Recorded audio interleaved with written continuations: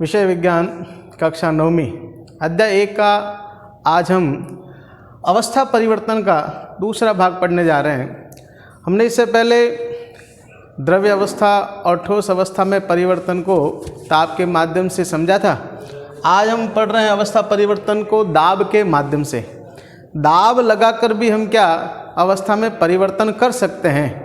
तो हाँ, हम वस्तु पर दाब लगाकर भी उसकी अवस्था में परिवर्तन कर सकते हैं। तो आप देखा कि अधिकांश अणु जो है वो दूर दूर होते हैं। गैस में सर्वाधिक दूरी होती है, द्रव में कम होती है और ठोस में बिल्कुल दूरी नहीं होती है। तो ये अवस्था परिवर्तन किया जा सकता है अणुओं को घटाकर या बढ़ाकर। अब इनको घटाना बढ़ाना कैसे? तो दाब के माध्यम से अणुओं की दूरी को कम कर सकते हैं और अधिक कर सकते हैं। जब दूरी अधिक होती है तो वो गैस अवस्था में होते हैं और दूरी जब कम हो जाती है तो वो द्रव अवस्था में आ जाते हैं, और अधिक दूरी कम कर ले तो वह ठोस अवस्था में भी आ सकते हैं। इस तरह इन पे दाब लगाकर इन अवस्थाओं में परिवर्तन किया जा सकता है। जैसे मैंने यहाँ लिखा है, दाब द्वारा अवस्था परिवर्तन। दाब बढ़ाकर या ताप घटाकर गैसों को द्रव में बदला जा सकता है। यानी दाब, प्रेशर लगाकर, दबाव देकर। जैसे यहाँ पर मैंने एक चित्र बनाया, आपने साइकिल का पंप देखा होगा। साइकिल का पंप की तरह ये चित्र है। एक बड़ा सा पाइप होता है, उसके बीच में एक रबड़ जैसा लगा होता है, ऊपर से हैंडल होता है। तो वो जो अंदर बीच में ट्यूब नली के बीच में रचना होती है उसको पिस्टन कहते हैं। बाहरी भाग को हम सिलेंडर बोलते हैं। तो ये बाह्य भाग है, इसको सिलेंडर कहा गया। आंतरिक भाग इसको पिस्टन बोलते हैं। पिस्टन के माध्यम से दबाकर अणुओं की दूरी को कम किया जाता है। तो यहाँ पर मैंने एक सिलेंडर बनाया जिसके अंदर पिस्टन है। इसमें गैस के अणु हैं जो दूर दूर है अभी, लेकिन जैसे हम पिस्टन को दबाते हैं, दबाने पर पिस्टन नीचे की ओर जाता है तो अणु पास पास आ जाते हैं, और पास पास आने का अणु की अवस्था में परिवर्तन हो जाता है। तो यहाँ पर एक मैंने लिखा है कि जब वायुमंडलीय दाब 1 एटमॉस्फेयर हो तो ठोस कार्बन डाइऑक्साइड द्रव्य अवस्था में आए बिना सीधे गैस में परिवर्तित हो जाती है।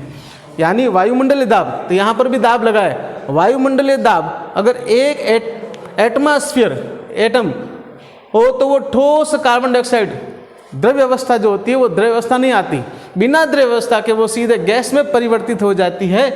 इसी कारण इसको शुष्क बर्फ कहते हैं। यानी वो शुष्क, हम ड्राई आइस, कार्बन डाइऑक्साइड को शुष्क बर्फ यानी ड्राई आइस के रूप में भी जानते हैं। कब? जब उसको दबा दिया जाता है, दाब लगा दिया जाता है और वह बिना द्रव्य अवस्था आए सीधे गैस में परिवर्तित हो जाती है। हमने इससे पहले एक चीज़ पढ़ी थी, ऊर्ध्वपातन। अगर आपको याद हो तो किसी को याद हो तो आप वापस पुनः याद कर लीजिए। यानी किसी ठोस को जब गर्म किया जाता है तो बिना द्रव्य अवस्था में परिवर्तित हुए सीधे गैस में बदल जाने की प्रक्रिया ऊर्ध्वपातन कहलाती है। आपको अगर उदाहरण पूछो कोई ऊर्ध्वपाती पदार्थों के नाम बताइए, तो उसका उत्तर है आयोडीन, नेफ्थलीन। ये 2 ऊर्ध्वपाती पदार्थ हैं। इसी प्रकार शुष्क बर्फ जो है वह दाब का उदाहरण हो सकती है कि दाब लगाने पर बिना द्रव्य अवस्था में सीधे गैस में परिवर्तित हो जाती है, उसको हम शुष्क बर्फ कहते हैं। तो इस तरह दाब के माध्यम से अवस्थाएं बदल सकती है, ताप के माध्यम से भी अवस्थाएं बदल सकती है। तो इसी तरह एक और प्रक्रिया है जो इस ताप के माध्यम से अवस्था परिवर्तन होता है, इसको वाष्पीकरण भी कहते हैं। जल का उष्मा द्वारा वाष्प में परिवर्तन होना। जो जल वाष्प होती है, जल होता है, जब गर्मी अधिक होती है तो आप देखते हैं कि जल वाष्पित हो जाता है और वाष्पित होकर उड़ जाता है। आप अगर जैसे नदी नाला तालाब देखेंगे तो उस तालाब का पानी सर्दी अवस्था में कितना होता है, जब गर्मी अवस्था आती है तो वो पानी नीचे चला जाता है, कम हो जाता है। कहाँ गया? जबकि निकाला नहीं हमने वहाँ से उसमें से, लेकिन वह घट जाता है। कहाँ चला गया? उसका वाष्पीकरण हो गया। अत्यधिक गर्मी पड़ने से वह जो द्रव्य के अणु थे वो दूर दूर हो गए और वाष्प में बदल गए, गैस में बदल गए और वो ऊपर की ओर उठ गए। तो इस कारण उसको वाष्पीकरण कहते हैं। तो जल का वाष्प में परिवर्तन होना वाष्पीकरण कहलाता है। अब ये वाष्पीकरण जो है वो किन किन कारणों से प्रभावित होता है, यानी कब उसकी वृद्धि हो जाती है, वाष्पीकरण ज़्यादा हो जाता है, कब वाष्पीकरण कम हो जाता है, तो उसमें कई कारक होते हैं, कई कारण होते हैं उसको प्रभावित करते हैं। सर्दियों के अंदर हमारा जल वाष्प कम उड़ता है, यानी कम ऊपर की ओर जाता है, लेकिन गर्मी जैसे आती है जल घट जाता है, जल कम हो जाता है। नदी नाला तालाबों में कम क्यों हो जाता है? क्योंकि गर्मी बढ़ जाती है। तो ये कुछ कारण होते हैं जिसके कारण से वाष्पीकरण अधिक और कम होता है।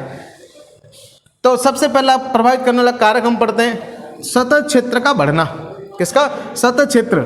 आपने गांव में देखा होगा, आपके अपने दादाओं को देखा होगा, पिताजी देखा थे, गांव में हमारे बुजुर्ग कपड़े धोते हैं या धोती धोते हैं तो धोती को आप देखा होगा फैला देते हैं। वो फैलाने से क्या होती है, धोती कुछ समय में सूख जाती है।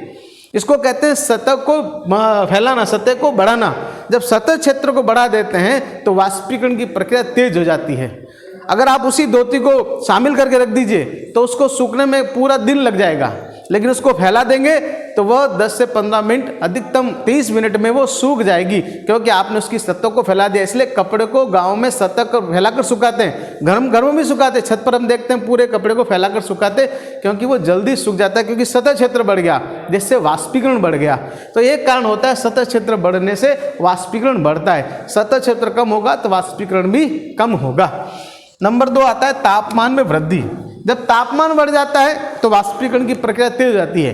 तो जैसे मैंने कहा, गर्मियों के दिनों के अंदर तालाबों का जल स्तर जल्दी से घटता है, क्योंकि गर्मी अधिक होती है। तेज उष्मा होने से, तेज गर्मी होने से अणु जल्दी वाष्पित हो जाते हैं, जल्दी उसमें गतिज बढ़ जाती है, उनके मध्य का आकर्षण बल कम हो जाता है, अणु टूट जाते हैं और वाष्पित होकर ऊपर की ओर चले जाते हैं। इस कारण से वो जल्दी से वाष्पित हो जाते हैं। तो तापमान बढ़ने से वाष्पीकरण अधिक होता है। सर्दियों में तापमान कम होता है, इसलिए वाष्पीकरण प्रक्रिया कम होती है, इसलिए सर्दियों के दिनों में कपड़े भी देरी से सूखते हैं। अभी बारिश का मौसम आने वाला है, आप देखेंगे वर्षा के मौसम के अंदर की कपड़े सूखने में अधिक समय लेते हैं। कारण क्या है, क्योंकि तापमान कम हो गया। तापमान गर्मियों में अधिक होता है, इसलिए जल्दी से मात्रा में वह वाष्पीकृत हो जाता है जल। तीसरा आता है आर्द्रता में कमी। आर्द्रता में कमी यानी नमी। अभी उमस, जिसको हम लोग कहते हैं अपनी भाषा में, उमस बढ़ जाती है।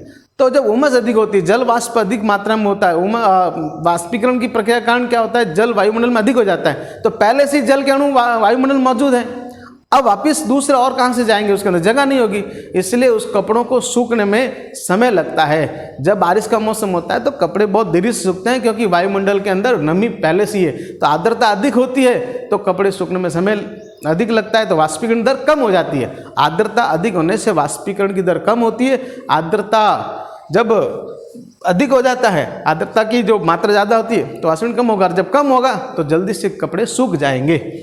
आर्द्रता के बाद एक अंतिम जो आता है वायु की गति। वायु की गति के कारण भी वाष्पीकरण की प्रक्रिया निर्भर करती है। वायु जब तेज बहती है तो वाष्पीकरण तेजी से होता है, इसलिए ज़्यादा तेज हवा में अगर हम कपड़े सुखाएंगे या पेड़ पौधे जो होंगे वो जल्दी शुष्क हो जाते हैं, क्योंकि हवा के अंदर वायुमंडल के जो कण हैं वो उस जल के कणों को बहा कर ले जाते हैं, जिससे तेज वाष्पीकरण होता है। तो वायु की गति पर भी इस वाष्पीकरण का प्रभाव पड़ता है। वायु अधिक बहेगी तो वाष्पीकरण अधिक होगा, वायु कम बहेगी तो वाष्पीकरण भी धीरे होगा। तो वाष्पीकरण की गति के आधार पर भी यह वाष्पीकरण होता है। तो ये प्रमुख जो कारण है जिस कारण से वाष्पीकरण घटता और बढ़ता रहता है। तो कौन कौन से कारण होंगे, सतह क्षेत्र बढ़ने से, कम होने से, तापमान बढ़ने से, कम होने से, आर्द्रता अधिक और कम होने से, वायु की गति कम और अधिक होने के कारण ये वाष्पीकरण की प्रक्रिया को प्रभावित करते हैं। तो ये सब प्रक्रियाएं जो है प्रभावित होती है। और कुछ उदाहरण हम देख सकते हैं क्या, तापमान में परिवर्तन करके या अवस्था परिवर्तन करने के लिए। तो हम एक उदाहरण देखते हैं कि आप कई बार अपनी हथेली पर, अभी जैसे कोरोना काल चल रहा है तो आपने हथेली पर आप सैनिटाइज डालते हैं। सैनिटाइज डालने पर थोड़ी देर बाद वो सूख जाता है, ठंडा लगता है, या बेंजीन होती है उसको डालते हैं वो ठंडा लगता है, एसीटोन डालते हैं ठंडा लगता है। ये पदार्थ जब आप डालते हैं हथेली पर तो वो ठंडे लगते हैं और वो कुछ देर बाद वाष्पीकृत हो जाते हैं, क्योंकि वो आसपास की उष्मा को ग्रहण कर लेते हैं। हथेली के आसपास की उष्मा ग्रहण करने से वो ठंडा महसूस होता है, हथेली हमको ठंडी महसूस होती है और धीरे धीरे वो उड़ जाता है। तो यह भी एक प्रक्रिया जिस कारण से अवस्थाएं बदलती है। तो द्रव अवस्था थी वो उड़कर गैस होकर चली गई कहीं, तो यह आसपास की सतह क्षेत्रीय गर्मी को अवशोषित करने के कारण हुआ। इसके अलावा गर्मियों के दिनों में हम देखते हैं कि सूती कपड़े ज़्यादा पहने जाते हैं। किताब में आ रखा है सूती कपड़े क्यों पहनते हैं। तो सूती कपड़े क्यों पहनते हैं, क्योंकि सूती कपड़े जब पहनते हैं तो गर्मी अधिक होती है तो पसीना अधिक आता है। तो सूती कपड़े की विशेषता होती है कि वो पसीने को सोख लेते हैं, अवशोषित कर लेते हैं, जिससे कि इसका तेजी से वाष्पीकरण हो और हमें गर्मी कम लगे। तो सूती कपड़े तुरंत पसीने को सोख लेते हैं और उसके बाद उस कपड़ों से उस पसीने का वाष्पीकरण भी हो जाता है, जिससे हमको ठंडक महसूस होती है और शीतलता प्रदान होती है। यह वाष्पीकरण के कारण होता है या तापमान की वृद्धि कमी के कारण होता है। तो यह प्रक्रिया भी होती है सूती कपड़े पहनते हैं कि जब गर्मी अधिक होती है सूती कपड़े, और सूती कपड़ों में भी कैसे कपड़े जिनके कलर, जिनके रंग कम गहरे हो। सफ़ेद रंग का हम ज़्यादा पहनते हैं। सफ़ेद रंग जो है प्रकाश का परावर्तन करता है, इसलिए गर्मी कम लगे, इसलिए गर्मियों के दिन में सफ़ेद कपड़े पहनने चाहिए, सूती कपड़े पहनने चाहिए, जिससे हमें गर्मी कम लगे। और उसके अतिरिक्त आपने देखा घरों के अंदर जब हम कोई मेहमान आता है तो ग्लास के अंदर आइस यानी कि बर्फ़ डालते हैं, तो डालने पर देखते हैं कि ग्लास के चारों ओर कुछ पानी की बूंद आ जाती है। वो कहाँ से आ जाती है? वो भी इसी प्रकार वायुमंडल के अंदर जो जल वाष्प थी, जो जल वाष्प के रूप में उस चारों तरफ पाया जाता है, तो वो ठंडा होकर वापस जल में परिवर्तन हो जाता है, क्योंकि आपने ग्लास के अंदर क्या डाला? बर्फ़ डाला। उस बर्फ़ से वहाँ ठंडक हो गई, और ठंडक होने से वो जो वाष्प थी वो ठंडी होकर द्रव में बदल गई, और वह द्रव्य जो है उस ग्लास के चारों ओर बूंदों के रूप में दिखाई देता है। तो इस तरह तापमान में परिवर्तन करके अवस्थाएं बदलती है। तो ताप के द्वारा अवस्थाओं में परिवर्तन होता है, दाब के द्वारा होता है। तो ताप और दाब के माध्यम से हम अवस्थाओं में परिवर्तन कर सकते हैं। तो ये सब प्रक्रिया हमने पढ़ी कि अवस्थाएं कैसे बदलती है, ठोस से द्रव कैसे होता है, द्रव से गैस कैसे होता है, गैस को पुनः द्रव कैसे बदलते हैं, द्रव को ठोस कैसे बदलते हैं। ये सभी अवस्थाएं जो है वह तापमान पर निर्भर करती है, दाब पर निर्भर करती है, कितना ताप बढ़ाया घटाया, कितना दाब लगाया कम किया, इन सभी बातों पर ये अवस्थाएं परिवर्तित हो सकती है। इस पर कई सारे प्रश्न बनते हैं जो हम PDF के माध्यम से आपको भेजेंगे। धन्यवाद।